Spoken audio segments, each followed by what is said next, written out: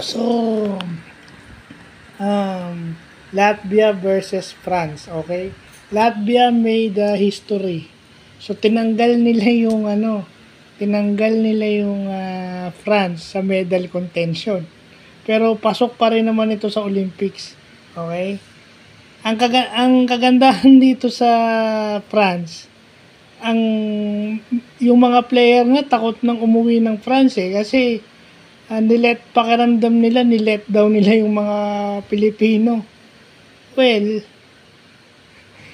sana yung kinakailangan ng kusang magbitaw sa pwesto for the sake of delikadesa, magbitaw na ng kusa.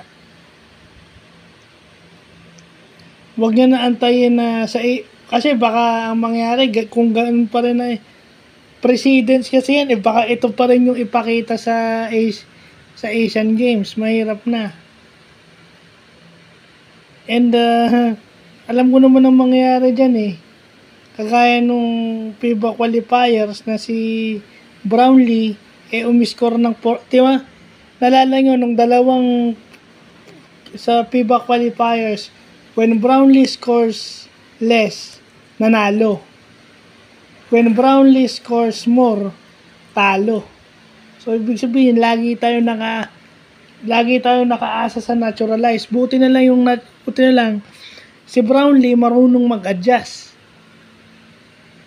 Marunong siya mag-adjust, bumabawi siya the next game. Yung effort niya nandun. So, ganun din, yung ginawa ng Latvia, sistema lang talaga ng Latvia. At saka yung athleticism nila, extra pass, yun ang both this game shows yung significance ng extra pass. Okay? Yung inside points, di ba? Kasi nakita mo, di ba? Yung France is alam nilang nandun si Gobert sa loob.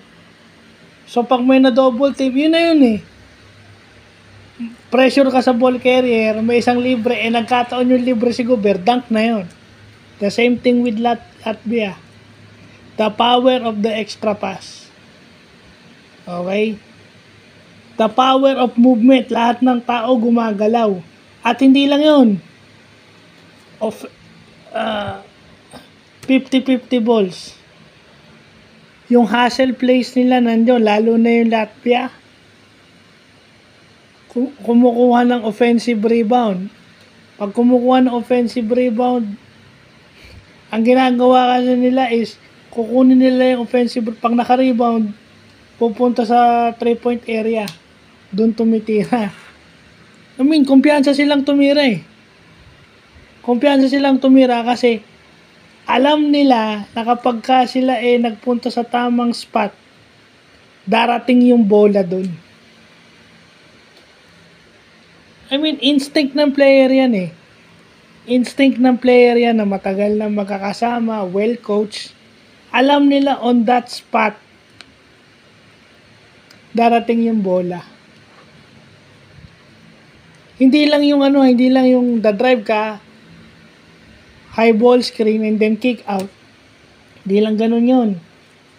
Pag kick out mo, drive, pasa ulit hanggang sa ma-stretch yung depensa. Pag na-stretch yung depensa, libre yung loob. Libre yung 3 points. Libre yung mid-range. So yun yung sinasabi na European style, ball movement. At saka ang galing nila, they had good reads on the ball screen offense. Yung sa pick and roll, pick and roll, pick and pop, maganda yung basa nila. Pag the opponents go under, titira sila. When they go top, go hard. At saka hindi sila natatakot masupalpala yung Latvia. 2 beses nakasupalpal, doon sa highlights, 2 beses nasupalpal ni Gobert yung Latvia, yung player ng Latvia, pero hindi umayaw. Kahit na nasusupalpal, sige pa rin. Laki-laki ni Gobert, syempre masusupalpal ka talaga nun. Hindi mo maiiwasan minsan masupalpal ka, pero importante, hindi sila umaayaw. At yung mga player na yun is hindi lang iisang player. Iba-ibang player yung umaatake sa basket. Hindi kagaya, hindi kagaya sa atin, alam na nung kalaban, Clarkson lang ako. Yun lang yun, Clarkson. Kasi fine, Clarkson is being paid. Binabayaran siya dahil dun. Pero, tama ba na ipilit niya yun? Tama bang ipilit niya na predictable na kung ano yung gagawin? Nababasa na ng kalaban, ng coach ng kalaban at ng player ng kalaban ang gagawin niya. Nababasa na siya, titira, ipipilit niya pa. O ipipilit niyo pa. Okay, fine.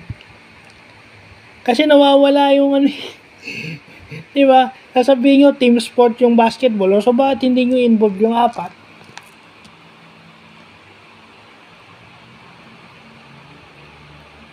Lalo na mas dapat siyang pumasa kasi nasa kanya yung depensa eh. Nakikita niya yung depensa, ilan yung depensa niya? 2, 3. So immediately pag yun yung nakita ko sa game ngayon, Latvia versus France. Kumilos ka lang, both teams, kumilos ka lang, makakatira ka. Ay syempre, yung last shot, Clarkson na yun, kagaya sa France, last shot nun, Evan Fournier. Yung last shot, bigay mo na kay Clarkson yun. Pero kailangan yung last shot na yun, bago mo ibigay sa kanya, siguraduhin mo na may screen, o siguraduhin mong libre siya kung siya ititira. Kasi kadalasan ng tira ng Gilas, pilit. So, yun lang po.